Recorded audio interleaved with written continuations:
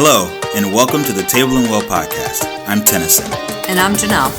Thank you for joining us as we discuss topics and give practical tools that help you live, grow, and be in healthy, joy-filled relationship with God, yourself, and others. For more information and resources, or if you're looking for coaching, connection, and community, visit tableandwell.org. We hope you enjoy this podcast. Hello, and thank you for joining us today on the Table and Well podcast. This is episode number 34 of season 3, and we are continuing our series of Wisdom Keepers, the role of elders in building healthy community. And in our episode today, we're going to be concluding our conversation with Marlene Allen. And guys, if you have not listened to the first two parts of this conversation, I would suggest that you go back and listen to it. There's been just so many incredible nuggets and real life stories and just ways that elders need to and can and are contributing to the health and the growth and the maturity of our communities. So as we conclude this conversation with Marlene, we dive into some pretty interesting topics and subjects. We talk a little bit about the difference in warm climate cultures and cold climate cultures when it comes to maturity and relational connection and just doing relationship altogether. There's a difference that I don't think really any of us have noticed or paid attention to. We talk a little bit about how individualism has affected the life of our churches and communities, and how it's really hindered our relational connection. And really, one of the things that we're really excited to hear about from Marlene today is what's her dream? As we talk about these things of relational maturity and elders and their role in our community, what does Marlene dream for? So let's continue and conclude our conversation with Marlene Allen. Daughters around us and joyful elders. How about that? Joyful elders and hopeful daughters for a healthy community. Wow. So, okay, wait. I need to know more about this hopeful daughters. Oh, Wilder talks about that a lot, that you can tell the health of a community by looking to see whether their daughters are hopeful to be moms, by what they've experienced inside of the community. Are the predators running wild? Are there protective spaces? Is it safe enough for me to thrive and bring children into the world that I feel good about? So you've got this hopeful gleam in young girls' eyes. I want to be a mama too. Can't wait to be a mama too. They're not dreading what they're bringing their children into. Wow. Yeah, that could be a whole seminar in itself. He's mentioned that quite a bit when he talks about communities, looking at the health of a community. So it's something for us to keep our eyes on. Do our girls feel safe? Because anytime you're going to build joyful communities, predators prey on that. Yes. Because they think that's an inroad. And so that's a whole nother teaching. I'll let Wilder do that one, not me. Well, they think it's easy to come in and have their way. And Well, and honestly, most predators are very joy starved. Yeah. And they don't know how to get it in a healthy. They don't know how to get it in a healthy way. Wow. So, yeah. Well, we have to. That is a whole nother. I like that. Our next series, Joy Keepers. Joy Keepers. Hopeful daughters. Maybe that's the next one. Wow, that's really good. It's really good. Yeah. And all of your experiences and everything that you're doing, you just kind of jump right in and you just do it, and it's really inspiring, and it's a model for us as well. So I just wanted to say thank you for sharing this and telling us these stories as well. And also is it interesting because like this next question talks about like your cross-cultural experience, which is actually kind of funny because it's right outside your window. It's in your neighborhood as well, between, just where you live and all your mission work and things like that. And so just really curious of how, do you see relational maturity and the integration of elders, different in across cultures globally?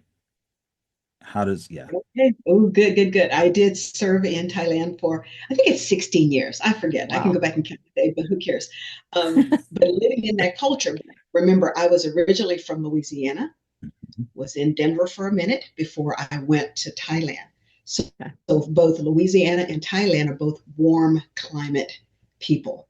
They do a lot of things outdoors. They do a lot of things to gather people. So just think about Louisiana. We do fish fries. You don't do it just for your family. Come on in, I'm frying fish. You do a gumbo. You never make a gumbo just for us four no more, because it's such a big pot that other people have to come. Crab balls, crawfish boils, fish fry, all of that is a gathering of people. And that's what warm climate people do. They are automatically so in tune with community, building community, and including others. I remember even being we went for just for a picnic up in the mountains. It was a holiday. I'm with all Thai people, and we have our food.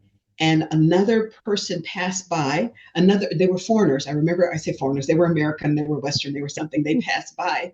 And from my little Western brain, I'm thinking we've only brought this much, and they're just like, "Come on and join us." I was like, and we don't have that much food. But you see, that's just who they are. Come on, they're gatherers. I say, come and join, come and eat a meal with me, which we know is a big part of building secure attachments. So you find in warmer climates that people are already 10 steps ahead of even what we're teaching, because they live that way. And one of the things, for instance, when you're for instance, in Thailand, I remember being aggravated at this: the women who brought their kids to work. She's just doing a little work. She's in her shop. She's in whatever. And I'm trying, I need her attention for whatever transaction I'm doing, but her kids are there, her baby's there. And it's like, okay, ding, ding, ding, ding, ding. And I was a children's pastor. It was like, no, move those kids out the way, because it's not. But for them, it's relational. This is my family. Right. So it's also in the church services. The kids are running around and they're just during the sermon, and the only time I got up was when they were doing bang, bang, shoot them up and like, get him. I was like, okay, I think we can calm down and sit here for a minute. But they just see things differently, and they look at relationships more than rules or regulations or protocol. And that's a big piece of it. Wow. I know for again, Dr. Esther Wakeman started teaching the manual process there. She is still teaching. She sent me a picture of her teaching the brain processes. And remember when we did the demonstration at Transform 23, we had the different colored chairs. Well, she found different colored construction hats. So everybody's sitting there with their colored construction hats. And she sent me a picture of that to going full force with teaching relational skills there. But it's going to be tweaked differently. Yeah. Because the fear-based, shame-based culture needs to hear something different than what we do here in America. Yeah. But it is probably a manual.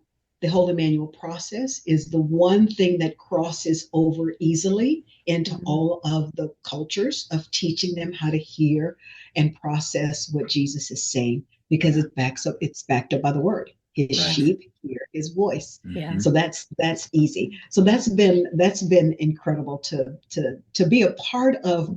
But believe me, it took me a while. I was like, oh, wait a minute, what is going on here? And now to compare it to what I know about life models, like, I get it. Yeah. They know a whole lot more than we do about being relational and being with people and knowing each other's lives. We call it nosy today. If my neighbor knows my life. Right. It's like, no, it's not nosy.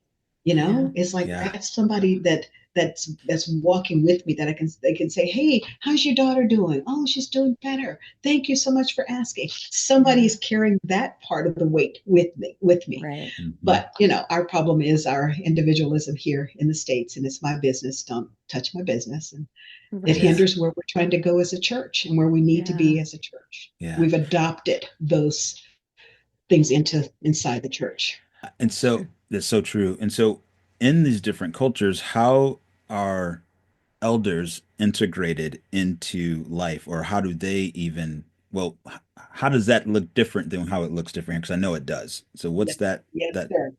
Yes, sir. Because that's one of the breakouts that we wanted to have at Transform, was just to talk about how the role of elders in other cultures, because they are held in high esteem. They are held up with respect. And even so much that you wouldn't even, you don't walk in front of an elder.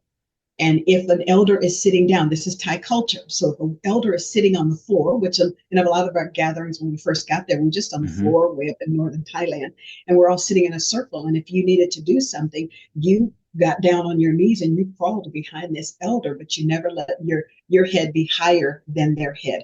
And although we say, oh, that's too extreme, yes, to some degree, but at the same time, it gives this space of honor. Mm-hmm. And so for the elder then can just say, oh, never mind, come on. It's easier to go this way than to try to Yeah. get behind me.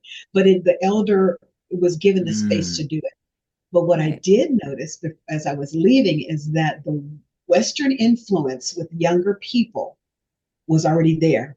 Wow. So in a mall, they just run in front of these. I'm watching these elderly ladies in a group. They're probably on their little outing, their girls' outing for the week, and they're just all walking in the mall together. And these rambunctious, students were walking past them, crossing over them, and all this. It's like, ooh, where did they get that from?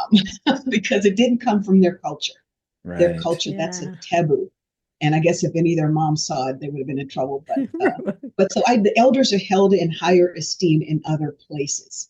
I Mm-hmm. love what Claudia Hendricks, who is on our staff as well, she said, Michael Hendricks' wife, Mm-hmm. she said she went to a village up in the Andes or somewhere. And she said, as soon as they entered the village, an elderly lady met them. And Mm. she said, she began her identity statements. Welcome. We are a people who da da da da. Wow. We are a people who da da da. We're a people who don't da da da da. And she just started giving her list. It's like, that's amazing. But she was an elder. She was an elder setting the parameters. If you're coming to visit us, here are your guardrails. Here's what you get to operate from and what you. Wow. And as missionaries going in, we don't even look for those guardrails, and we need to be looking. What's the protocol for Yeah. everything? And that's learning, learning what the culture holds, so that we can respect that. But elders are treated much differently. They are valued for what they carry, which even earlier as we talked about, what is it with elders? They're not seen. Here in Western society, we don't see them. What we see is somebody who dresses that way, they comb their hair that way. Man, that's so Mm. old fashioned. They still got an iPhone on their belt, carrying it on their belt strap, or whatever it Right. is that we see, and we don't see them. We don't see the treasure that they hold. We don't know what they've walked through, but they've gained something. And that's why I was saying, if we'll just make spaces for them, invite them in, and with no expectations, inviting them into our circles and letting them feel comfortable enough to be themselves, and then watch the jewels begin to drop of things that, and I would expect this, that we're going to find spaces that someone has been holding a question before the Lord for 20 years. Mm-hmm. And then they come into this space with an elder who looked different, smelled different, did her hair weird. I don't know why she dresses that way. All this stuff that they could say about the outer appearance. And then one nugget dropped from her mouth one Yep. evening, and it answered the 20 years of their questions. Let's open our eyes to see what he sees. He knows the Both treasure ways, right? Yeah. I'm sorry.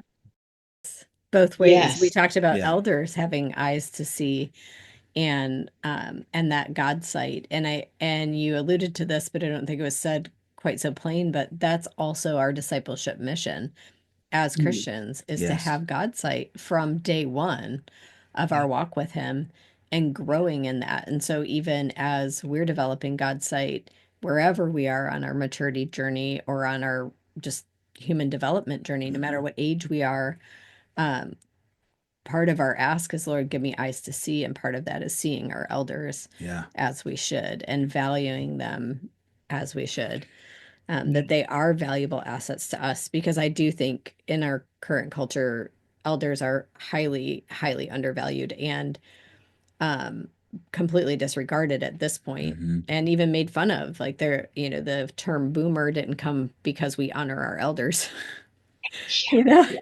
it is not a term of endearment. Right. And there's this sense of I know better. And I think part of human development is the phase of life where we really do think we know Better. better, in those late teenage, early 20 years. Like we really think we have it all on lock and we know exactly what's going on in the entire world.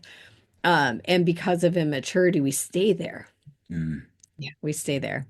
And then we live from that space and we create from that space and we And then culture begins to mimic that space. And I think that's part of where we are today. Even celebrated to stay there. And it's just our immature ignorance. Yeah. That needs invitation back to elders, reminding us of who we are. In collabs last night, there was a conversation about a young woman told a story about her childhood, and she was doing some manual journaling and asking the Lord who she is, just to reveal a little bit more about who she is. And she remembered a story of her as a small child who liked to create mud pies. And the Lord reminded her just how creative she was. And she said, and then somebody else who heard her story said, I have never thought about like who I was as a child is actually who I am today. And this phrase came out of, I am who I was. Okay. And it sounds funny, but it just makes me think of elders, because elders are the reminder of we are because of who we were. We think we are because we created ourselves differently yesterday. Yeah, no. Like, no, my story began generations ago. Who I am today is because of who my people were generations ago, not what I read on social media yesterday about who we are. Yeah, and we're missing that, the depth of that. It's really good. Yes. And we need elders to remind us. Yep. Much like that woman in the Andes. Yeah, this is who we are. And for the elders, they've lived a while. Yep. They've just lived a while. You can't be an elder when you're in your 20s and 30s. They've lived a while. And it gets weary. Yeah. And what a community gets to do for them is invite them to live again. I love when our brains operate differently. If I'm talking to an older person versus a younger person, my brain is kicking in differently, and they still need the same. They need our little kids around them. Just a little bit. Don't let them on loose and babysit for me. No, they need spaces where their brains are tuning to those little ones again and to others around them. But it is an invitation to live again. We need what you carry. You're valuable. You're still here. So what do you have for the rest of us? And that's what we actually hold out to the Lord. It's like, what does, Anthea, that's my dear friend I love dearly. She's 83 years old from South Africa. I love this woman. But what does Anthea still hold for our group and the people that are around her? Because there's still this deep treasures there. Yeah. But that's for every elder, of us asking the Lord, what do they have for us, and what do we have for them? Yes, because it does go both ways. Yes. Yes. Yeah. Yeah. It does go both ways. Okay, Marlene. So what's your dream when you think of elders and you think of just even Life Model and the this concept of elders that Dr. Jim has so patiently pioneered out, and all that's been discovered in just how critical elders are for us as communities and churches and people, no matter where we are in our life stage, whether we are in elder phase or whether we're nowhere near. What's your dream around this concept of elders? I'll dream out loud here, but I'm going to creating spaces and places for elders, number one, to be redefined. This isn't what the badge that's been placed on people now, you're an elder, but this true eldership of maturity that people have walked through and worked through. Spaces where we are actually providing training for those who say, teach me, what am I missing here? Because here I am 60 or 70 years old, 80 years old, and I know there's some big gaps here. Yeah. This open heart. Hopefully we can open this can of worms that we have people craving to know, wait a minute, what's missing here? What do I do next? How do I do that? And who do I do it with? Imagine every church, learning their elders, learning how to be elders and what it takes, and how to be protectors against the predators. I love the fact that Dr. Wilder gets invited to a Catholic seminary every year to come and teach the young priests about how not to be predators. That's that's a big deal. But it's almost like the church just come on. We the elephants are in the room. So let's identify the elephants and let's see how we can, what do we need to do so that we are better? My dream is that our church the church just represents the Lord the way he wants to be represented. I love YWAM says to know him and to be known, or make him known, make him known. Yeah. And I was like, and make him known the way he wants to be known. Yeah. And that's for every representative of the Lord, every ambassador of the Lord, that their elders have risen and they've created communities that are strong and healthy and shining, so that people know that they've been with Jesus, so that people know that they love Jesus and they represent him. That's a tall, but so that's going to take me into retirement and beyond. But I can see it, and we all get a part to play in that. So what you guys do with every podcast, you're opening another can and saying, guys, there's light here, and there's hope here, and that's the piece. We're almost dangling hope, because people are losing hope just in what they're experiencing in the church and with the body of Christ. So we are the can openers to say there is hope, but we're showing them practical things, not putting heavy burdens on people, but practical things to open their hearts to the Lord and watch what he has to say. And as he guides this journey so tenderly, and that's what he does for us. He guides us tenderly. He knows how hard the situations have been. He knows the scars that's been placed over that. And so he's the one who gets to guide this. A healthy church that is letting him pull off the scabs one at a time. But it's like that. It's like your first onion layer when it came off. You're like, ooh, that was good though. First it was painful, like, ooh, but I want some more. He's like, you want some more of that? Yeah, I want some more of that. But there's life for us. This abundant life that Jesus promised us is really available as we learn simple relational tools to mature and to help grow and develop this incredible bride. So that's my 2 cents. I'm sticking to it. I love that. I love it. Well, Marlene, thank you very much. It has been an honor and just a joy to talk to you as always. Thank you for taking time out of your day to be here with us, and looking forward to doing this again sometime. You got it. Thank you guys for right. Lord bless you. You've been listening to the Table and Well podcast. New episodes stream every Tuesday. If you have enjoyed this podcast, please leave us a review to let us know. Also, subscribe on your favorite listening platform to stay up to date on all things Table and Well. To learn more, start your journey, or get information on how Table and Well can help develop your community, family, or teams to be relationally healthy and authentically connected, please go to tableandwell.org/collab to schedule an interest call, or you can email us directly at known@tableandwell.org.